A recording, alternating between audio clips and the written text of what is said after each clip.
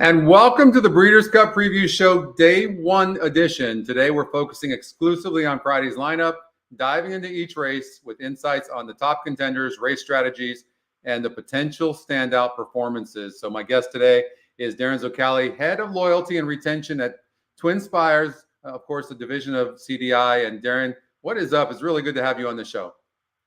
Yeah, good to be here. Certainly an exciting week, as always. One of the more fun times is the days leading up to the Breeders' Cup when you start to kind of dive into these fields and take a close look at them. And an extra incentive for us at TwinSpires being a partner now with the BCBC and having players playing in that tremendous contest with us the last couple of months through feeders and qualifiers, and now playing in the actual BCBC through TwinSpires. Got a lot of love for our tournament engine. It's been a fun couple of months, and hopefully the players have a great experience this week as well. What is your role essentially at TwinSpires? Like what do you do on a day-to-day basis? Yeah, it's one of those fun jobs where no 2 days really are the same, and that's kind of what keeps you going, especially in this game. But oversee a lot of the stuff in the marketing department, CRM, customer loyalty and retention, which basically means doing things to try to keep customers, your customers, coming up with different marketing promotions, different offers. So when you see those things pop up, the money backs, the hit it and split it's, the profit boosts, that all comes out of our team's department. And I was handed a good part of the reins on bringing the tournaments to TwinSpires and work with our development team and our BI team, product team, and the marketing team to basically take the better part of a year to build this program that we now put together and kind of monitor that on a day-to-day basis, which has almost become a full-time job for the last couple of months. But get to do a little bit of everything, get to do some content too with expert pick videos. They kind of let me dabble in just about every corner of racing, which I certainly love. You enjoy that?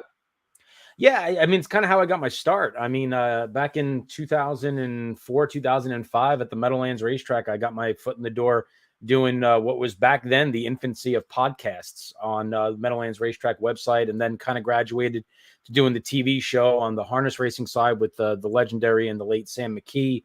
The same can be said for the great late Dave Brower and Bob Hayden. And then on the thoroughbred side, got to work with Dave Johnson and Brad Thomas and guys like that, and Mike Farrell. So was always a student of the game, learned a lot, great crew to come up under, and kind of advance my way from doing just content into a little bit more of a management role and doing some of the things at the Meadowlands and the racing operations, and ultimately here at TwinSpires. Well, with the industry being so competitive, what is TwinSpires doing to keep players engaged and coming back? Because that's not easy to do because there's so many offers out there. But what do you think is unique about TwinSpires? Yeah, I think we try to listen to the players and read the data that tells us which group of players like certain offers. You know, just because somebody else does it or just because it's the way it's always been done doesn't necessarily mean it's the right way. And we certainly find that listening to pockets of players in terms of where they fit from a KPI standpoint, how much they play, what tracks they play, do they play at daytime, nighttime, and catering different opportunities and different promotions to those specific players, especially within our core and our VIP group. And then on the tournament side of things, really taking a lot of feedback. I think a lot of our players have been pretty impressed with the fact that they've been really in touch with us a lot and getting us ideas and saying, hey, we like this, but maybe if you tweak this and did this a little bit better, you added this, you took away that, and boom, the next tournament we went ahead and did that. And I think they were really kind of taken aback by how quickly we responded and said, you know, we don't know everything. We're starting off. As far as we're concerned, tournaments are a startup business within TwinSpires, and we certainly want the guys that have been doing it and the girls that have been doing it for such a long time to help us, and we'd be remiss not to listen to them. So I think being able to understand, listening to players, catering offers to what they're telling you, both verbally and with how they're playing, and trying to stand out in the industry and doing a little bit extra from that standpoint, I think really has separated us in the last year or so. You know what's difficult, Darin, is that it's so 80% of the players are smaller players and 20% of the larger players. And of course, just like in Vegas, you want those larger players. But that 80% adds up too. How do you find the balance of being able to take care of some of the retail players in comparison to the bigger players?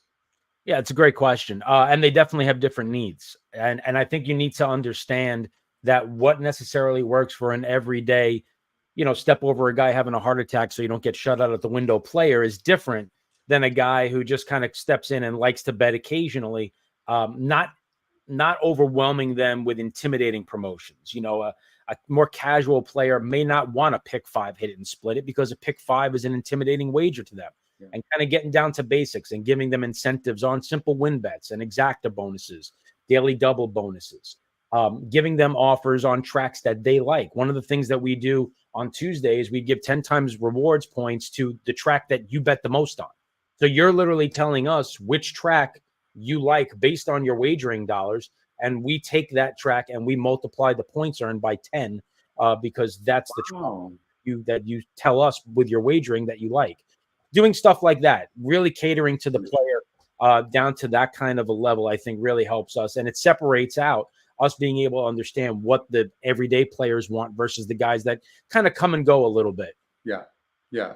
So I know I sent you EquinEdge for the first time. You're gonna see for the first time the famous pace number. So I was telling you that our top pace number, including first time starters, is in the lead or second place 71.5% of the time. And on the race simulator, you'll see that as well. We'll go over that, and we'll show the race simulator for each of the races. Now, there is I want to say 42 foreign horses. Oh my God, that's been driving us crazy, because we don't get as much data on the, it's different for us because we've got these algorithms and we have to, obviously want to be accurate with the foreign horses, but we don't have a lot of the foreign data. We don't get the same information. Do you have any kind of issues like that with foreign data? Yeah, I mean, I do a lot of replay watching, and to be honest with you, when it comes to international runners, there are certain people on social media and within even the TwinSpires company, Kelly Riley and Vance Hansen, are great resources. They follow international racing every day. In fact, I was sitting next to Vance Kentucky Oaks and Kentucky Derby Day, and he was literally watching racing from Great Britain on his computer during Oaks and Derby. So I go to them a lot. I ask a lot of questions, and I watch a lot of replays, and it helps me understand stuff like you're looking at the Breeders' Cup Juvenile Turf Sprint. And without speaking to people and watching replays, I would have never known that Okoro Sieg from Japan, not only are his times and the fractions sensational, but those times are without a run-up, which tells you how fast those races I believe this horse, I think he set records already. He's something else, and he's our top pick as well. And it's very difficult to be able to take the foreign horses and compare them, especially with all the algorithms we have, and compare them against the North American horses. Now, that being said, this upcoming year for EquinEdge is going to be great because we're going to be getting all that foreign data, and coming into next year, maybe it won't be so stressful. Yeah, it is definitely stressful. There's no question about it. And it can be overwhelming. I mean, Breeders' Cup is a lot of work to begin with. And now that there's more international runners than ever before, especially in Japan, which is, kind of an untapped handicapping thing for American players, because we know that there are good horses that come out of Japan, but we're watching replays and we're trying to understand, the difference between the NAR circuit and the top circuit, and the difference between tracks and track surfaces, and understand that's actually a really good point, by the way. That's why what we're trying to do at EquinEdge is be able to make it seamless, that no matter what track you are around the country, around the globe, it'll be seamless for you. You'll have the same information, same user interface, same algorithms, and you won't have to think about any of those things. So imagine what the potential of that is. That's where this is going, hopefully in the next 2 years. So Nathan, to answer your question, it should be within the next hour. You should see all races for day 1 and day 2. Again, with so many foreign horses for the first time, it threw our algorithms into a chaos, and so it's been a lot of work to just get it up. But we're right there, so you're going to have it. So, but what you're about to see is exactly what you'll have here shortly. I was blessed enough to have this ahead of time. So why don't we start this off? We'll start with race number 6 here, Darren, and I'll run the simulated race. There's so many horses. We'll run this now. Here we go. So hold on. Let me preface this. So we got a 5 furlong dash here on the turf. Obviously speed holds here, Darren, as you know, and let's run this race and see what it gives us. It looks like, I don't think it's a surprise to us that Governor Sam is pretty fast, huh? I mean, that's what it looked like in his most recent start at Keeneland. I mean, he certainly has plenty of early speed. It's worth noting that Out on Bail is going to be scratched from this race from the inside, so he won't be participating. But Governor Sam, based on his most recent performance, no surprise to see him go out to the front. Yeah, I'm hearing that Shareholder is super, super fast. And so, but it looks like there's so much speed in here. I'm not surprised that the 8-horse Icoro Sage is the top pick. But how about Arizona Blaze? Did you have that horse anywhere on your tickets? Yeah, I mean, he's one that I looked at. I think of the European runners, I prefer Whistle Jacket, and they've actually done battle a couple of times where Whistle Jacket finished in front of Arizona Blaze once. Arizona Blaze finished in front of Whistle Jacket once. I do think Whistle Jacket does have a little bit more speed than Arizona Blaze, but that's the other thing. You talk about trying to get things down to a number, which you guys are trying to do. The intangible of European runners who are not really trained to get out of the gate that quickly a lot. You see a lot of them kind of dwelt at the start and how that impacts them. And what is European speed versus American speed? Two very different things as well. Yeah, Arizona Blaze wouldn't shock me. Whistle Jacket wouldn't shock me. I always give the European runners a leg up when they're coming on turf. 2-year-olds a little different. I know the American 2-year-olds have had more success in this race than they have in some of the other Breeders' Cup turf races of late. But I think this is going to be a bit of an international sweep, and I agree pretty much with your simulator. It's mind-boggling to me. Like, who would have ever thought that foreign horses would be dominant in sprint races here in the States? Like, that's pretty incredible. It is for sure. And the buzz on a Coral Sieg, it's kind of interesting to see because, like you said, your program is based on algorithms, and this is all analytics. And some of the words that you're hearing from people that understand Japanese racing are telling you that this horse is freakishly fast. So your algorithm is picking up the intangible of what other people are saying, which is a great testament to what you guys are doing. But I think a Coral Sieg might be Japan's most likely winner of the entire weekend. I agree. But look here, part of the plan for them, and they're smart to do it, is they're taking some of the top sires here. Justify, I've seen a ton of Japanese bred Justifies and Twirling Candy, so they're not screwing around. They're going, hey, we want some of this speed. If we're going to be competitive internationally, we're going to have to get on board. Yeah, we saw it a few years ago when they started to buy American broodmares at the big sales, and you started to kind of take notice. Wow, this is a mare that's going to Japan. This is a mare that's going to Japan, and now they've started to buy 2-year-olds in training and yearlings by American stallions as well. So it's no surprise. Like some of these horses, like American Bikini, for example, who we'll talk about, they're Japanese horses, but they're American bred through and through, some of them. So it shouldn't come as a surprise that they're going to feel well. Yeah. No, exactly. So Whistle Jacket, what have you heard about Whistle Jacket? I was surprised to see this horse up here. I mean, it's 7-1 on the morning line, so and 5-1 on the odds makers morning line. But I mean, of course, when you got Ryan Moore and Aidan O'Brien, I mean, that's a tough combination. This horse really hasn't done much wrong. But do you think it's good enough to beat this field? With the exception of the horse I like on top, I do. Again, it's European speed versus American speed, but he seems to get out of the gate well. He's always prominent. If you watch his replays, he's got a nice rhythmic stride to him. He's very comfortable being up and on the pace. Last time out, he got beat by a next out Group 1 winner in Shadow of Light, who would come out of that, I think, to win the Darley Dewhurst. So that's a key race. He's never a bad race in his life, has been good since the start. I'm not surprised at all to see him expected to be prominent. I think he's going to be up in the vanguard early, and I think he has a big say in the outcome as well. So, Big Mojo. So I'm hearing some amazing things about this 2-year-old colt. What do you know about this one? Yeah, so he's a little bit of a quizzical one because he doesn't always get out of the gate well. If you watch his replays, he can leave a little bit flat-footed. 3 starts back, he really got out of the gate slowly and overcame that going 5 furlongs. Yeah. The one thing about him is, and this is one of the reasons why I do like a Coral Sieg a little bit more than some of these European runners. A lot of these European runners have never run. In fact, I think almost all of them have never run around a turn for the most part. A couple of them have. Those 5 furlong and 6 furlong races are mostly run on a straight. So that is a little bit of an intangible here, going 5 furlongs right into a turn. But no, Big Mojo is a horse that's high on talent, has shown some greenness, maybe has not put it all together mentally yet. I think is one that they think has an extremely bright future and certainly would be no surprise as well. Well, and look at the Big Mojo, Magnum Force, the 4, and Arizona Blaze. They all come out of the same race, and they were within all a length and a half of each other. So, I mean, you might get a Magnum Force.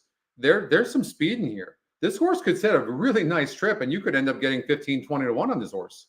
Yeah, and that's kind of what we're talking about. Magnum Force was only about a length behind Big Mojo, who was a neck behind Asterius, and they're actually lining up side by side in the starting gate.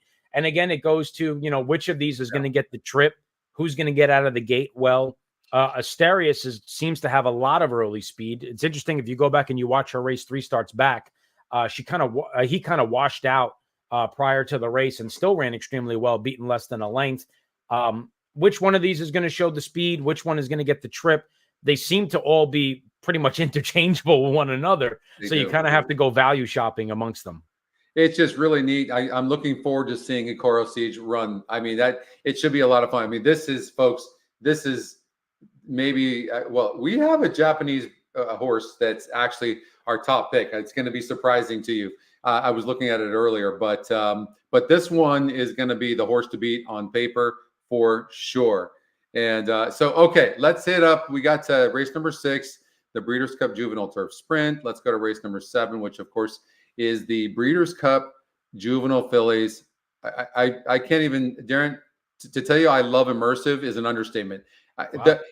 I mean, the ground that Immersive makes up is just insane and not really that flashy to look at, but wow. I mean, you're looking, all of a sudden the horse is just, it's like the horse is gliding.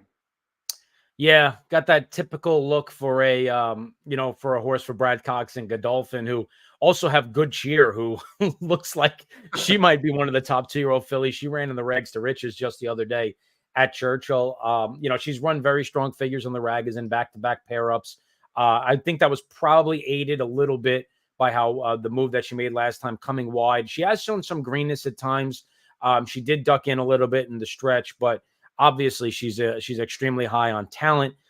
Curious to see the trip that she gets here, but I mean, she certainly has kept her form. You're showing a workout from the other day this is back about a week ago, 5 days ago. She looks like she hasn't lost a beat at all whatsoever working with Admiral Dennis. No, and Admiral Dennis, I believe, is a maiden, so it's never run before. So you might want to watch for Admiral Dennis and put that down as a horse to follow, because to even be near Immersive here is pretty amazing. So I actually am following Admiral Dennis, so I'll be watching to see what happens in that career. So, but Immersive looks great. Okay, let's talk about American Bikini. Of course, the Japanese bred horse. Do you know anything about this? We need some good insight here. Yeah, so I mean, she's extremely well bred. It's American pedigree, top and bottom. So she is one of those Japanese horses that's really not a Japanese horse. She's completely American bred. And she is a half sister to a horse by the name of Paris Lights, who was a Grade 1 winner at 1 mile and an eighth. So don't worry about the fact that she's stretching out. The horse that she beat 2 starts back is actually also running in this race, which is interesting. And she came back to break her maiden by 5 lengths next time out. So flattered that form a little bit. Look, the question is, how do you stack up what she's beating? How does it fare against the American runners? The one kind of intangible thing that I can tell you that's kind of interesting is that the word is that the connections of this horse reached out to the Breeders' Cup liaison in Japan prior to her debut and asked them for the logistics in getting this horse to the Breeders' Cup. So that tells you that they were pretty high on this horse to begin with. That's a complete intangible. It's a cool piece of information, but she certainly backed it up with the last couple of starts and wouldn't be surprised at all if she runs well. And, non-compliant for Baffert. I mean, obviously this seems like a logical contender. She's actually scratched. Oh, is okay. Yeah. Non-compliant scratched. Okay. Yeah, she has a hot foot, and Baffert withdrew her. I think it was either early this morning or last night. I'll tell you what, that makes me, Immersive is going to end up being probably 6-5 then. Noonie, and, initially I wanted to like Noonie, the other Baffert horse, but this horse seems to need the lead for its best race, Darren. And Vodka with a Twist is a sprinter stretching out from the inside who's going straight to the lead. Do you see these two dueling set it up for a closer? Out of the two, Noonie, I think, has shown distance limitations. Vodka with a Twist, I agree, is a sprinter stretching out.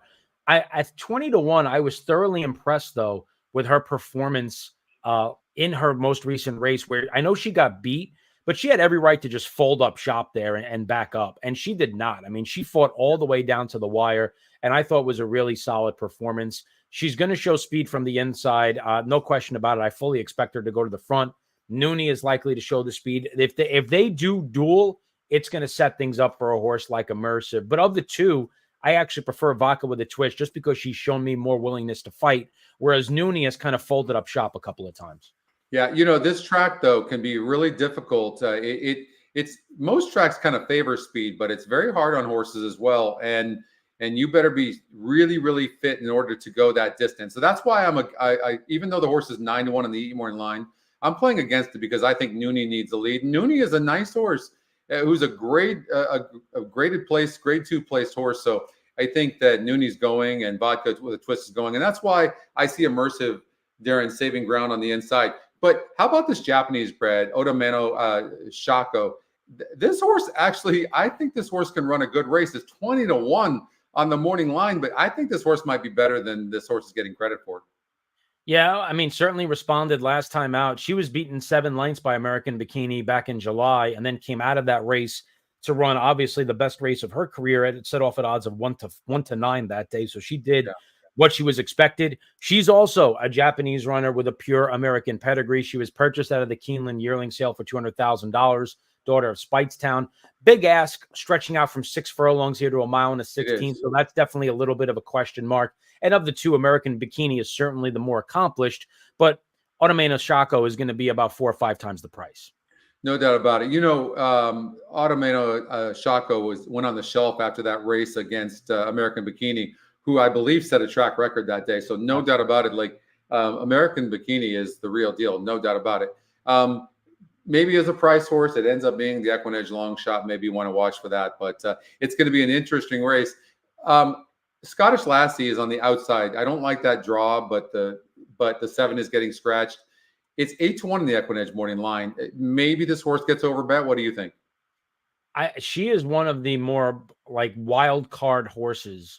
I mean, when you see horses make that monumental leap from start 1 to start 2, it's certainly not unusual. We see good horses do that all the time. She improved a ton, though. And I'm always concerned because, okay, if she's that good, she can run back to that race again and win. But if she's not really that good, these horses typically regress off of a big figure like that. The outside draw, I think, is not going to be to her advantage. She wants to be somewhat forward, I think, to run her best race. And she could potentially be overbet off what was a tremendous performance. Now, she did beat Snow White that day, who's in this field, and she's still a maiden. And Scottish Lassie was defeated in her previous try by Quick Kick, who's in this field, and Snow White. But again, you don't hold first losses against horses. She responded brilliantly. She's going to go around 2 turns for the first time. That's always a little bit of a question mark. If you're looking for knocks on her, it's the outside draw and it's the bounce factor at a short price. 1,000%. The other thing is for our SOR number, which is our strength of race, it's our class number. That's I think the lowest strength of race I've ever seen for a grade 1. It's also a 1-turn mile. Now the horse draws outside and has to go 2 turns. We don't know the ability of this horse. I'm just saying the odds are that the horse probably won't win this race. So for me, it's a play against, but I respect what that horse did last time out for sure. I got a question for you. So how did you get into horse racing from the beginning? Where did you grow up? How did you get into horse racing? Yeah, that's just the typical story. Son of a horse player. My dad took me to the track at a very young age. I think the story was somewhere like I was 6 weeks old and I was sitting in the old the car strollers that come out of the car, sitting on top of the table at what was then Philadelphia Park in the dining room. I used to go there with my dad all the time and lost my first tooth in a hot dog at Calder. That's actually a memory that I still have to this day. You had the tooth? I have, well, not anymore, but the tooth fairy gave me some money for an Exacta that day. But okay, perfect. But no, I mean that's the story. I mean, my dad and I, that's how we bonded, which is kind of a weird thing to say, but we went to the track and we would go to the Meadowlands on Saturday night, and as I got older, I would go with him and his friends on a Thursday. There's some cool stories about me with the Meadowlands. Chris McElern, who used to be the VP over there, who now is over at Penn Gaming, of course. When they put a sports bar near the Teletheater that we would always go into, they put up a sign that you weren't allowed to go here anymore if you were under the age of 21. And at the time I was like 17 or 18, and security one day just stopped me. And I had been going into this room since I was like 7 years old. And everybody was getting upset because everybody knew me. And Chris McElern came over to the security guard and said, no, he's okay. for like 3 years, I was the only person under 21 allowed past that sign at the Meadowlands. You know, I at Meadowlands. So when I started working for TVG, I had never played any kind of harness at all, and I'll tell you what, I ended up loving it and really enjoying it. But initially, I was having to cover the races, and I didn't know what the hell I was doing because, as you know, now I'm not going to say it's completely different, but handicapping, harness compared to thoroughbreds or even quarter horses is it's a big difference. No, there's no question. I mean, when I used to do the Meadowlands show for TVG, I would be up on the roof in our press box, and I would be live with them on Friday and Saturday nights. And one of the real advantages I had from there was I got to watch the horses warm up. And at the Meadowlands, it was the same horses week after week after week, and you would be able to take notes, and you would know if a horse looked better or looked worse than he did the previous week. And we had opportunities to give out like great information on that show where we would say this horse never looks like this. Like he looks tremendous, or this horse is not scoring down well and he's washed out and he normally doesn't look like this. And we could play against him. And it is a completely different game though. From a handicapping standpoint, it is night and day. Can you tell me what it is about? And I know this is probably not a thing, but maybe it is. You tell me. I would go straight to the 5-post. Every time. What is it about the 5-post that seems to win in harness? Yeah, at the Meadowlands, the 5 and the 6 over the years became the best starting slots. And right? I think it's the way the races just develop that they would often end up like if you leave and you go to the front, you can make the lead if you have a horse that has speed and work out a good trip. If you take back from the 5 hole, you could end up second or third over with cover and work out a good trip. Yep. Whereas if you draw post 1 and you don't leave, you could get shuffled back and stuck inside. If you are on the outside and you try to leave, you could get obviously stung. If you are on the outside and you take back, you could be 9th or 10th. So it just seemed like the 5 or the 6 hole was always kind of the sweet spot where no matter what you did, you had an opportunity at least to get a good trip, regardless of if that's forward or not. And because that continuously was the case from a percentage standpoint in a large sample size, those post positions fared better than others. And you know what, Darren, that leads me to this, and that is this, that people don't understand that forgiving races is probably the number one thing you have to do as a handicapper, because like horses don't get good trips depending on the field and what their styles are, the post they have, the trip they got, the starting position from the actual, let's just say it's 8.5 furlongs on the turf at Keeneland. If you're in the 12 hole, forget about it. Like you better be the lone speed. And so trip matters. And I don't think people trip handicap enough. I agree. And it's funny you said that because in the age of social media, where every replay from every racetrack is available in multiple locations and people talk about it all the time. If you follow people on social media, everybody identifies bad trips. And I remember, and I'll bring up Brad Thomas again, years ago when I used to work with him, we had this television center at the Meadowlands where you can dial up replays from tracks before you could watch them online. And he would make notes every single day and make trip notes. And it was a huge advantage because it was so hard to get that information, because in the year 1999 or 2000, if you did not see a race or see the replay, where were you finding it back then? It was hard.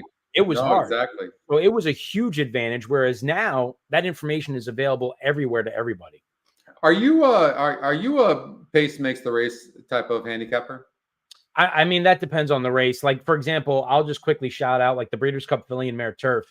There's a horse in that particular field that I think has an absolute chance to go wire to wire if they fall asleep, because that race, you have a lot of horses that are stretching out from 1 1/8 to 1 3/8 for the first time.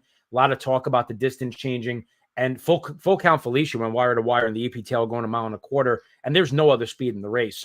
So that's a pace makes the race type of opportunity at a price. Yeah. We see it a lot in New York turf racing. I mean, I'm as big of a complainer as anybody, where how many times a horse goes to the front going 1 1/4, 1 1/8 on the turf, everyone falls asleep and the horse just coasts. You can't let good horses, just because a horse is 20 to 1 in a grade 2 doesn't mean he's not a good horse, and can't let good horses get easy leads in spots like that. And it happens all the time. How did you get your start at TwinSpires? How did that all come about?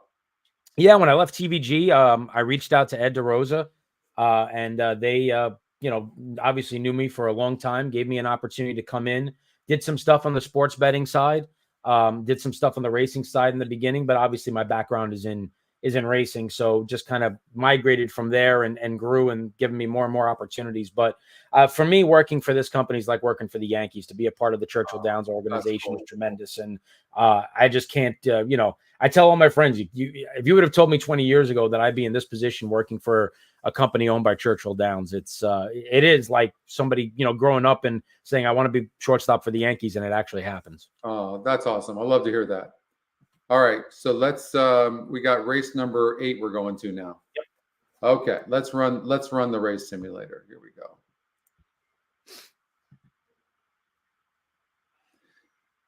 Is Lake Victoria, is that the horse that should win this race easy or not necessarily? Do you think there's a way of beating her? Well, I mean, in this spot, the way to beat her is with trip. If she gets stymied or stuck. But I honestly think that she is the most likely winner of the entire weekend. I think from a class standpoint, what she's shown, who she's beaten overseas, how she's done it, and how much better typically the European turf runners are.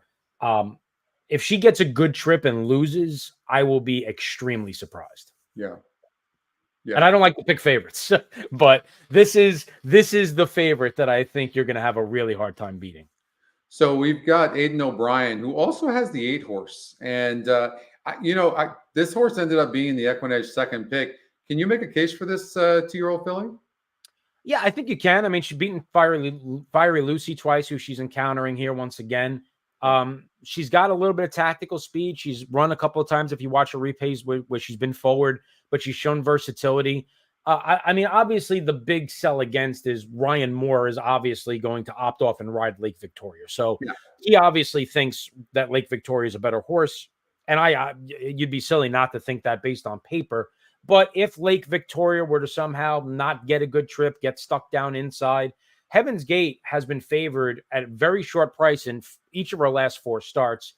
She's won 2 of those. So, yeah, I think you can absolutely make an argument that at the very least, she's an exotics contender. I would agree with you. I think she's really good. And how about Kilwin?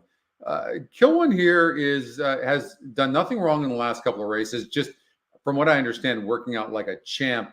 And we've got this horse at 10-1, has a decent chance of running good. I think what I do like about this horse, I think this horse can sit the trip and not be too far wide. Whereas some of these horses like in the 10, 11, 12, 13, 14 post, forget about it. Yeah, I mean, she's overcome some issues. I mean, she had to really kind of traverse her way through traffic going the 6.5 at Kentucky Downs. I have the utmost respect for Rusty Arnold. And Jose Toscano is one of my favorite turf riders in the country and has been for a very long time, going back to his early days at Monmouth Park. But there is one big asterisk here, and it's that Kentucky Downs horses just don't run well in the Breeders' Cup. I mean, it happens year after year. I forget what it was. Ed DeRosa posts it all the time.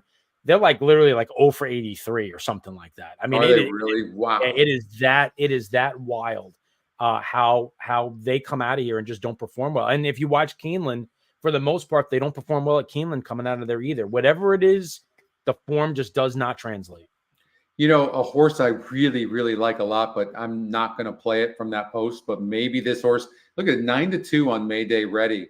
And this one, that post is brutal, no doubt about it. But this one has never broke well and won all 3 starts. Can you give this horse a fighting chance here? And by the way, with Lee, with Joseph Lee, Joe Lee, and Dettori, Frankie, they're I believe they're 100%.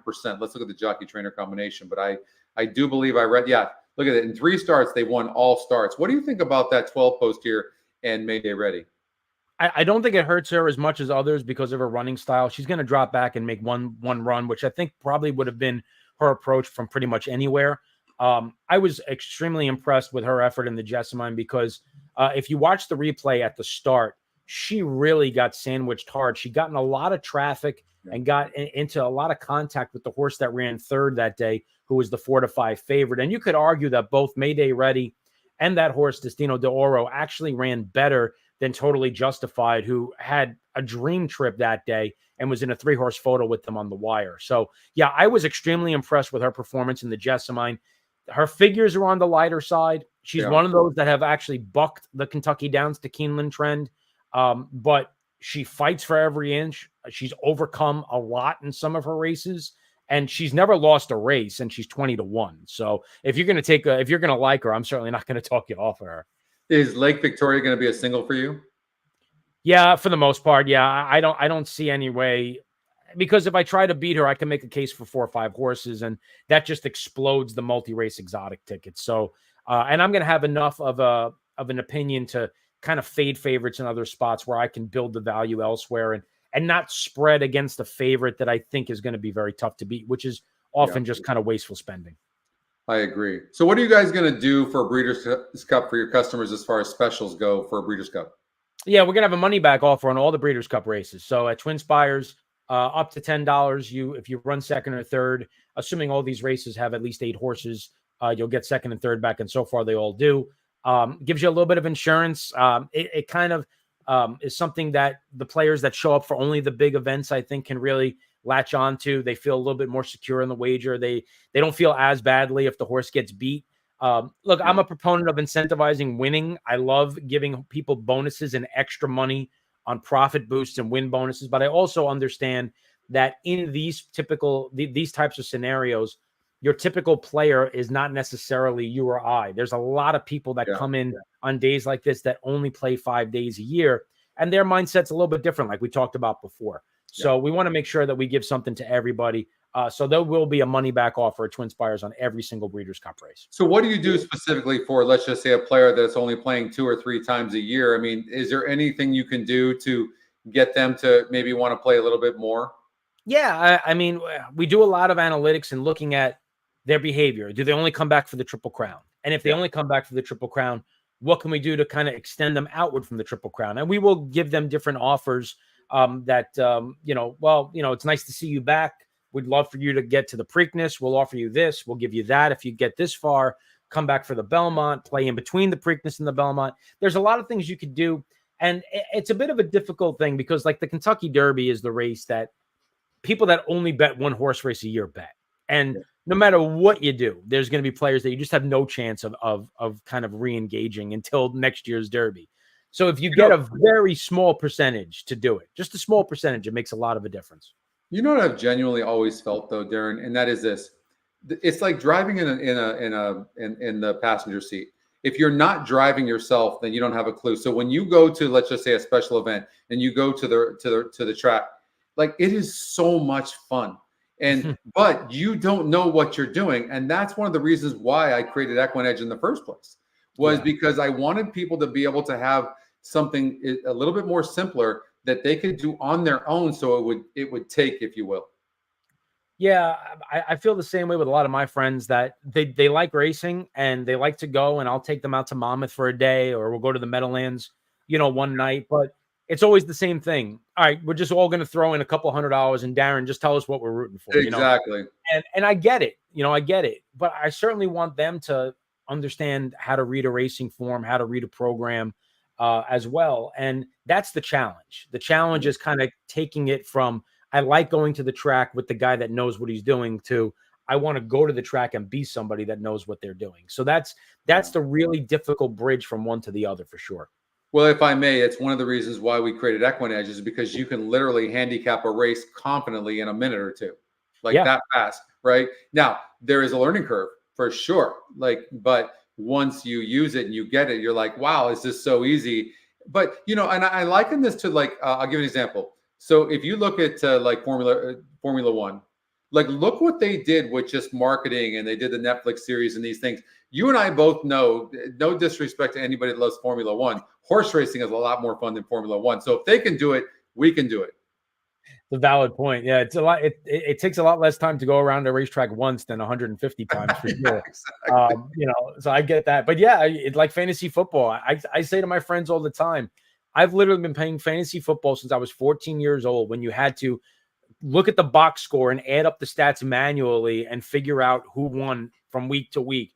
And I look at my friends and say, we couldn't come up with FanDuel, which in the beginning was daily fantasy football. We could not come up with that idea. We've been doing it for 30 years.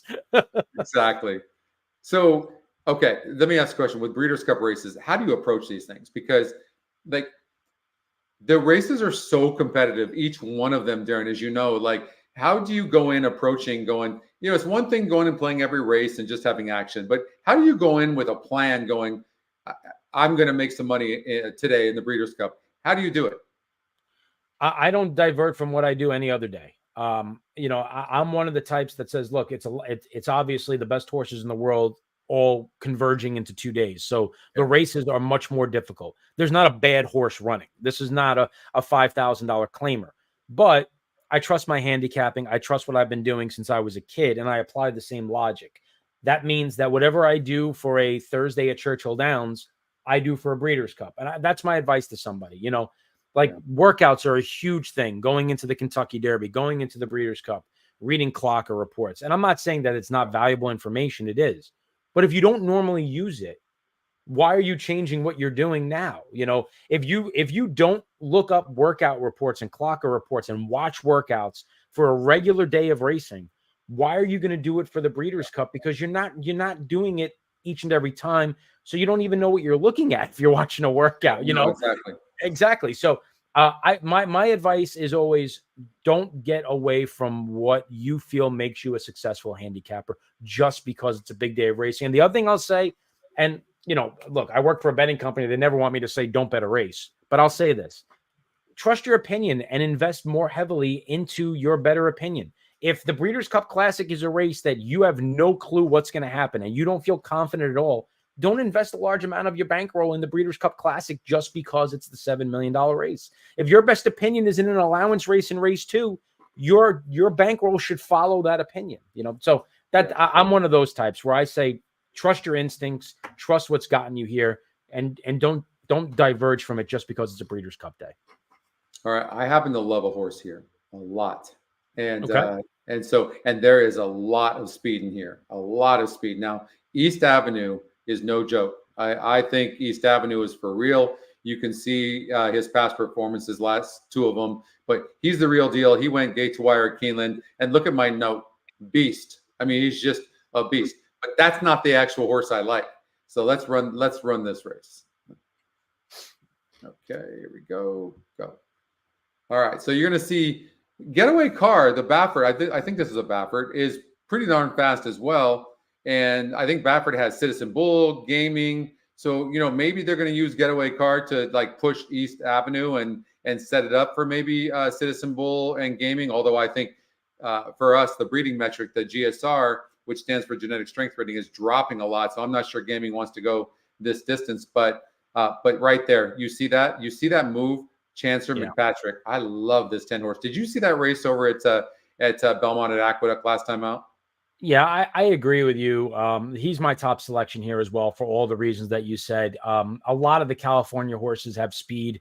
I fully expect Getaway Car to engage East Avenue early. It's kind of weird. When I went back and I watched these races, the Del Mar Futurity and the American Pharoah, several times, because the thing that I was really surprised about was how did Citizen Bull get to the front in front of Getaway Car in the American Pharoah? I was really taken aback by that. And I thought maybe the tactics were, well, in the Del Mar Futurity, Getaway Car showed a lot of speed and folded up shop. So maybe they wanted to see if he could rate a little bit. And Citizen Bull kind of grabbed the racetrack on the stretch out. And that's possibly what happened. Gaming is a horse that I think they want to relegate from off the pace. But regardless of that, East Avenue and Getaway Car have to go. Citizen Bull is going to be prominent early. I think there's going to be plenty of pace signed up. And Chancer McPatrick, again, can just kind of stroll out of the gate, take back, and make that one big run. The only concern here, sometimes Del Mar is a very speed favoring track. And if you're seeing it early on the dirt races Friday at Del Mar, that horses are not closing down the center, make adjustments based on how the track is playing. I do think Chancer McPatrick is the most likely winner of this race. And I'll tell you this too, though, about that track. The good thing about that track, though, is it's got a long stretch. So there is a chance you can come and do well finishing, especially if you're chasing some speed. And by the way, Gaming, if you look at our breeding metric, this horse had an 83 GSR. So the metrics are from 1 to 100. And this horse is dropping to a 65. I know this horse is 2 for 2. And Baffert puts this horse in here, but I don't think this horse wants any part of 2 turns. I think this horse is going to be some sort of champion. I really do. But sprinting, I don't Mhm. think this horse wants 2 turns. Yeah, that's certainly fair, and that's something we need to figure out as these 2-year-olds start to stretch themselves out. I mean, look, Flavian Pratt obviously sticks with Chance of McPatrick. He rode Gaming to the win in the Del Mar Futurity. Yeah. Not to say that that means anything, because if you remember last year, I forget who it was. It was one of the Ortizes that opted off of Oh, Fierceness. yeah. So, Yeah, crazy. I don't know what that means necessarily, but yeah, it's just going to come down to my only if the Breeders' Cup was at Churchill Downs, or if it was at, Belmont Park, I would love Chance. I would think Chance McPatrick was as close to a lock as possible. Yeah. My only concern with him is closing from far back on a Southern California track. Well, the thing is, if you look at the Belmont and Aqueduct, if you look at that last race, okay, the horse had the 9 hole. And to go like that, even though it's a straightaway, I get it, but to go on that 9 path like that, it's like 12% of horses even are able to win doing that. And the horse was dead last and comes over and just makes a move around the turn. You saw that move. When you see the visual moves like that, you don't see that very often in horse racing. When you do, it gives you an electrical charge. It was great. I loved it. You don't see that very often. I actually think this horse is a really, really nice horse for Chad Brown. Oh yeah, no, he kind of reminds me a little bit of Sierra Leone with his move. It's just he's actually more professional. Although he did get a little bit goofy in the stretch when he made the lead. He did, but that might have just been a product of getting to the front a little bit earlier than usual. I'm not really too concerned about that. He's not the type. Yeah. He's not lugging in as he's passing horses to the extent that a Sierra Leone is. So Chance of McPatrick, I think he's going to be the horse to beat for sure. Well, and you got to have to consider this, Darren. Look at this horse. He's getting off of this. He's getting off of this. I mean, this has got to be really, really good for you to get off of Gaming. Really, you know what I mean? Like, it just does. I think Chancellor McPatrick is the most likely winner. I will tell you this too. East Avenue is no joke. If you let East Avenue get away, then Chancellor McPatrick is not catching this horse. I mean, East Avenue is no joke. No, he's not. And the argument to be made is that Ferocious, who was 3-5 favorite against Chancellor McPatrick in the hopeful and took him to a half a length on the wire, was chewed up and spit out by East Avenue they stretched out to the Breeders' Futurity. Now, you could certainly say, well, the hopeful was 7 furlongs. This is a mile and a 16th. Totally understand that. But, I mean, East Avenue made Ferocious look relatively ordinary through the stretch. He'd never get to him, whereas Chancellor McPatrick kind of had a struggle to get by Ferocious. So that is an argument if you want to hang your hat on something. If you like East Avenue with his tactical speed and his positioning over Chancellor McPatrick, he definitely has a tactical edge over him. There's no question about it. But it also comes down to value. East Avenue at 9-5 versus Chancellor McPatrick at 3-1 is one story. Chancellor McPatrick at 8-5 versus East Avenue at 3-1 is another story. Don't discount how the betting is and your perceived value of each. Okay, we'd be remiss if we didn't. Oh, real quick, I want to make a point about East Avenue. It's not easy to only have gone 6 furlongs. And then at Keeneland, it's not that speed won't hold, but it takes a toll on you. That is a deeper track. And to all of a sudden go from 6 furlongs, break in your maiden, and go to a grade 1 race at Keeneland and go gate to wire and pull away, you have talent. Oh, no, there's no question. That's a serious racehorse. There's no doubt about it. I mean, visually, from a speed figure standpoint, from the fact that he has early speed and just keeps on going, his stride, he just coasts over the racetrack. Amazing. It's a huge, long stride that gobbles up the ground. I mean, there's no doubt about it that he is a legitimate, serious racehorse. And if you're playing against him, the hope is that a horse like Getaway Car, a horse like Citizen Bull pushes him early and sets up the rally late. Okay, the last one I want to talk about in here is Jonathan's Way. This one went gate to wire over at Churchill Downs, and it was impressive. It was nice, but this horse is most likely not getting the lead. Now, this horse sprinted first time out breaking its maiden, and it didn't need the lead, but it certainly looked when it stretched out like it was better on the lead, and I don't think this horse is getting I know this horse is not getting the lead. So what do you make of Jonathan's Way's chances? Because this is a very nice horse as well for Bauer. I think that he ends up in a good trip. I think he's going to be in the first flight of stalkers here, and we'll have first run on East Avenue. Now, whether or not that is the ideal scenario when you're getting first run on a legitimate quality speed, is something that we could certainly debate. Maybe he's the horse that makes the second run and then sets things up for Chancellor McPatrick. But I love his versatility. I love the fact that he's shown two different ways to win, sprinting and going long. From a Ragozin standpoint, he ran identical figures in those first two starts. I love when horses run fast, come back, and pair it up. Vekoma has lit the world on fire as a first crop stallion. I mean, his horses are winning at a 30% clip first time out, and winning a Breeders' Cup race in his first year at stud would kind of be the cherry on top for the year that he's had. I think he's a win contender, and if things go right, he has a shot. Yeah, and Vekoma won early, only 8 races lifetime, but won $1.25 million. Yeah, that funky stride to him. Remember, he kind of swung that leg out. Yeah, I remember that. Yeah. So, so let me ask a question. So, TwinSpires has really grown over the last few years. What do you think's been driving that growth? It's a good question. We've kind of taken a different approach to how we look at our players, to be honest with you. I think we have a lot of horse people now that are not necessarily just business people that are making decisions. I think you have horse/business people that are making decisions. And that's not to say that everything we do is right. I think we're more willing to take chances. I think we're more willing to potentially make mistakes as long as we learn from them.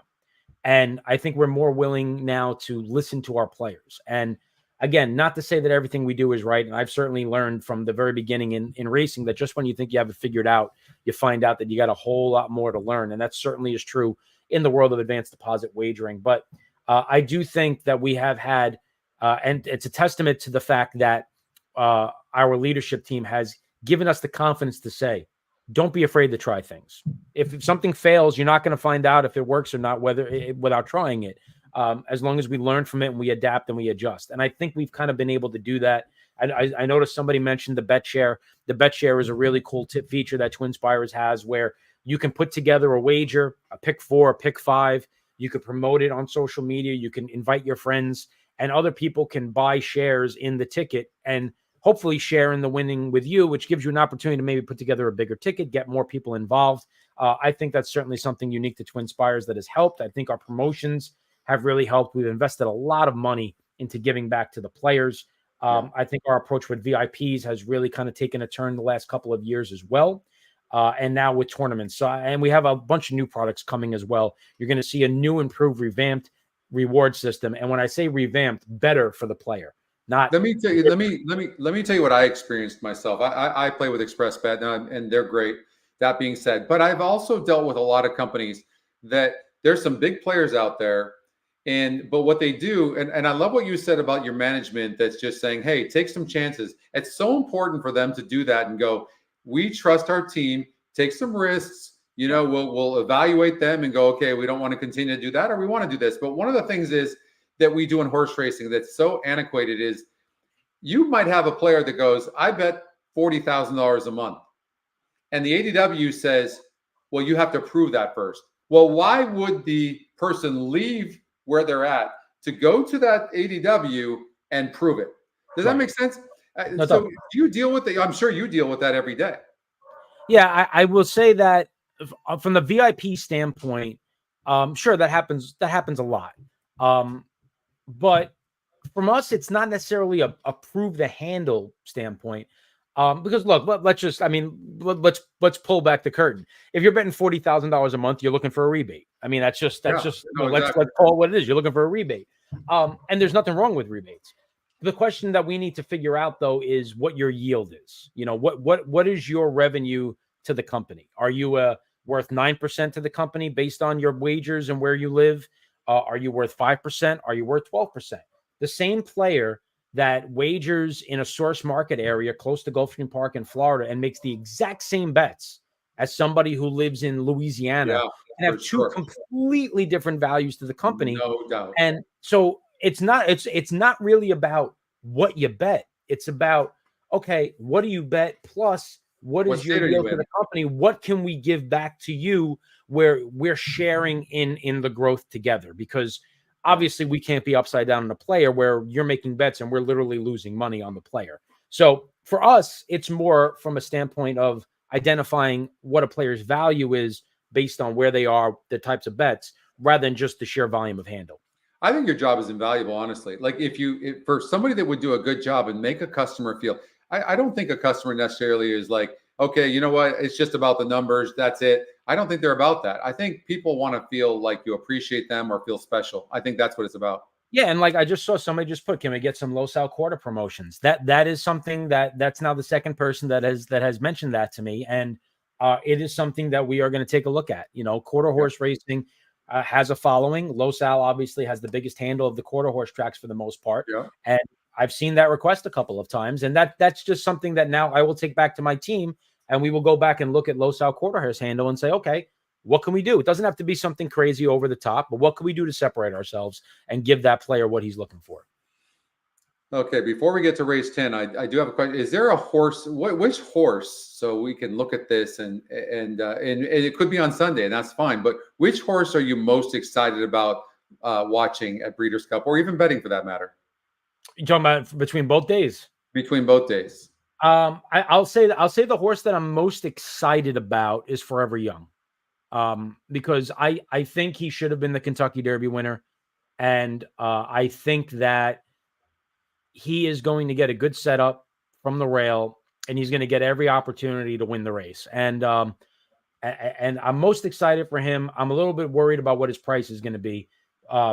In terms of who I'm most excited to bet on, I would say that right now that might be Diego Velasquez in the mile. Diego Velasquez is a horse that I think is going to get overlooked because he has some dull form when they've tried to stretch him out. But when you take a look at his races at a mile, they're really good. He beat Tarawa 2 starts back, who I believe was the favorite next time out at Keeneland or Woodbine, I forget. I think Keeneland by 7 lengths in a Group 3. Yeah, two starts back. And last time out was also a dynamic winner, going a mile, runs well over good to firm ground, runs well over just about everything. But if you take a look at his 4 efforts at 7 furlongs to a mile and an eighth on good to firm ground, they're 4 wins. And Ryan Moore is riding for Aidan O'Brien. This just smells to me like a horse that's going to get overlooked because he's got dull form at a mile and a half and a mile and 5/16. And I think he's going to do what he wants to do in the mile and get the right trip. And I give him a big shot, and I think he's going to get overlooked in the betting windows. I think it's just an absolute wide open race, but I don't know if you saw, but look at this. So look who our top pick is in the race. Oh, wow. There you go. Okay. Look at, okay. I mean, I agree with you. Like, it's our top win percentage, our top strength of race. So it's faced some tough competition, top breeding metric. It's got a 99 of 100, and it's also the top EquinEdge pick. This horse is absolutely live. I agree with you. And not only that, could this horse have drawn any better? I love the rail for this race.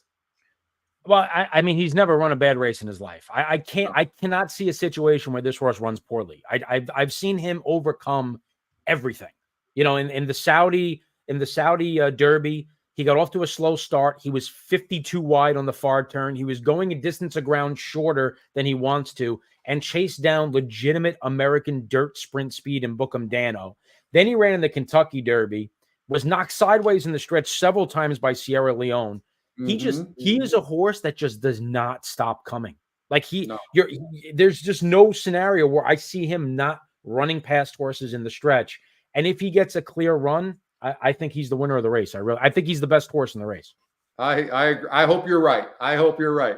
Okay, so let's get to the back here. Let me go back, and we'll go to the last race, which is race 10. This is a Breeders' Cup Juvenile Turf, Grade 1 for 2-year-olds. I love these races, and I'll tell you why I love these races. With EquinEdge, we give you a breeding metric for first-time starters. Not that they're here, but we do a really nice job. I think it's one of our strengths is we'll give you good information on first-time starters or 2-year-olds, young horses, anyways, and that's helpful. There's 14 horses lined up in here, and half of them can win this race. What are your thoughts? So I have a couple of very strong opinions in here. I think that from the European contingent, the trio of runners that are coming out of the Vincent O'Brien Group 1, that's Amori City, Henry Matisse, and Seagulls 11, I think are better than the 2 Europeans that ran at Woodbine in the summer, that being New Alcudra. Century and Alcudra. Yep. Yes. Yeah. I think that the 3 coming out of the Vincent O'Brien are the better Europeans, and I think they're going to offer you much better value. The other part of this race that fascinates me is I think this race might come down to what Menti is. I could see a situation where Menti goes wire to wire. He goes to the front. He doesn't stop. He wins the race by 4 lengths because, like Fierceness, he's freakishly fast and in the right situation when he's on top of his game. And I mentioned Fierceness because he's a full brother to Fierceness. And I think the fact that he's in this race and he's not in the Juvenile Turf Sprint might be telling us something. So I wouldn't be shocked if he wins wire to wire, but I have no firm ground to stand on. I could see him winning by 3 and never looking back, and I could see him running 11th. I know. I felt the same way about him. I didn't know what to think about him. I mean, he's obviously super nice, and I think he can rate even. So I didn't know what to expect. I was really surprised when I saw the system and we had this horse at 30 to 1. Honestly, I just goes to show you the depthness of this race. I agree with you, but we have New Century as the top pick. I think New Century is okay. I think that the horse is what he did last time out was pretty impressive over at Woodbine. But that being said, Henry Matisse and Amori City, I mean, these 2 horses come with serious credentials, right? Yeah. So on New Century, I do think that summer was aided by a pace that collapsed. And I do think that the effort might have visually looked better than it was. And I actually really respect the fact that Dream On, who prompted that early pace and made an early move, was the only survivor of that speed duel at all, and actually finished pretty well through the stretch to run 3rd. And I could see considering using him underneath as a long shot. But you mentioned Henry Matisse. I just think that the runners that are coming out of these Group 1s in September and October, Henry Matisse running in the Prix Jean-Luc Lagardère, the horses coming out of the Vincent O'Brien, like we talked about, the Dewhurst, Seagulls 11, lost by 4 lengths to Shadow of Light, who's one of the best juvenile runners in Europe. I think that class of horse is better than what New Century had been facing in races like the Stonehenge and the Pat Ettery. And I just think that the better Europeans are coming to the Breeders' Cup now, whereas New Century and Alcudra were the second flight, went to Woodbine, ran well, ran 1-2, and now they're going to get overbet, and the better horses are actually going to get undervalued because they're coming straight here without the local prep. Well, look what they did last time. So look at Henry Matisse was 3 for 3 lifetime, and then the horse lost by 3/4 of a length, and then they immediately add blinkers, and then the horse did not like those blinkers, so they immediately take these blinkers off, which is a smart move. I can understand when you're looking at a horse like this, but you obviously, and also going 8 furlongs and stretching out too, you obviously want to make sure that the horse is relaxing early. What are you're anticipating that Henry Matisse? If you had to choose, I had a rough time when I was looking at this race, choosing between Henry Matisse and Amori City. Amori City comes with serious credentials as well. To be honest with you, my top pick in the race is Seagulls 11 because I think the horse is going to be 20 to 1. And I mean, you take a look back the last couple of starts. Henry Matisse finished 3/4 of a length in front of this horse in the Vincent O'Brien. Last time out, if you watch the Darley Dewhurst, it was a really weird race. Number one, there was only 5 horses. And it was one of those European races where 2 groups of horses split out, where 3 go to one side of the course and 2 go to the complete other side of the course. And then they kind of converge. And it's almost like you have 2 different leaders at different points of the races because they're so far apart from each other. So I don't necessarily think that the Dewhurst, the fact that this horse got beat 4 lengths on soft ground that day, doesn't bother me that much. He needs to prove that he can get a mile. I understand that, but he's always run 7 furlongs and he's run well on good to firm ground before. And is Henry Matisse slightly better? It's possible. Is Amori City slightly better? It's possible. But I think that Seagulls 11 is going to be the horse that's wildly overlooked here. So is there any other long shot? Like I really wanted to like Tenacious Leader, but that post position, I can't play this horse. He's actually scratched just about 20 minutes ago. Due to wow. I hadn't heard that. Yeah. Okay. Well, appreciate that. Breaking news there. That actually just came out, I think, after we even came on. In terms of, I mean, what do you do with the Japanese runner, Santano Carnaval? This is a Japanese runner that I don't necessarily know nearly as much about in terms of the other ones. Yeah. If you go back and you watch his debut, smashing. Just could have won from here to eternity, cut back to 6 furlongs, and actually rallied well through the stretch, winning a Group 3. It's a talented horse. He hasn't run, though, in 3.5 months. How good is he? This is probably the Japanese runner that I know the least about. Wouldn't be surprised at all if he's good, but he's just kind of a dart throw. He is. Bruno liked his work. One other horse I did want to bring up, and Trish just brought this up as well, Darren, and that is the Waco Kid. I was surprised when I saw we had this horse at 6-1. Don't ask me. I have no idea why. It seems a little bit light on the class, but there are some people that are talking about the Waco Kid, the Irish bred. Yeah, so this is kind of a fascinating element to this race. The Waco Kid and Seagulls 11 are both stablemates. They come from the Hugo Palmer Bond. Both of them at different points of their career have shown speed. I do think the Waco Kid has a bit more speed than Seagulls 11 because of the kind of weird dynamic in the Dewhurst. I think might have made it look like on paper, because it says lead center group, because there were 2 different groups of runners. I don't necessarily know if he's that fast, and I think the Waco Kid is quicker out of the gate. And I wonder if they're sending both of these horses over here with similar running styles. I don't think they're running one against the other to duel on the front end. So I wouldn't be surprised at all if they deem Seagulls 11 to be the better of the 2, that the Waco Kid might be in this spot to ensure a good pace, and maybe Seagulls 11 takes back this time to make that kind of one run. Or maybe I have it backwards. I don't know, but I think the Waco Kid is the more sprinty speed version of the 2 stablemates. All right, that we've covered those races. That was good stuff. That went too fast. Okay, so let me ask a question. I know you guys brought back the Kentucky Derby betting challenge because people keep telling me about it. What's unique about that contest? Yeah, so it has a couple of cool elements to it. Number one, you get to participate in feeders and qualifiers for the next 6 months, which certainly you could say about BCBC and NHC. Yeah. But I love the fact that there are going to be Derby prep races and those cards incorporated into these qualifiers that we run on the weekends leading up to it. You know, the Risen Star Stakes at the Fairgrounds and the Rebel Stakes at Oaklawn are going to be featured in Kentucky Derby Betting Challenge features and qualifiers. And the other element to it is, you know, it's the biggest day of racing of the year.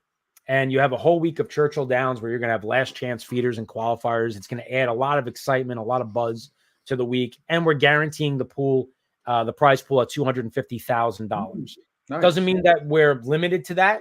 Whatever the prize pool incorporates, we're giving away 100% of it.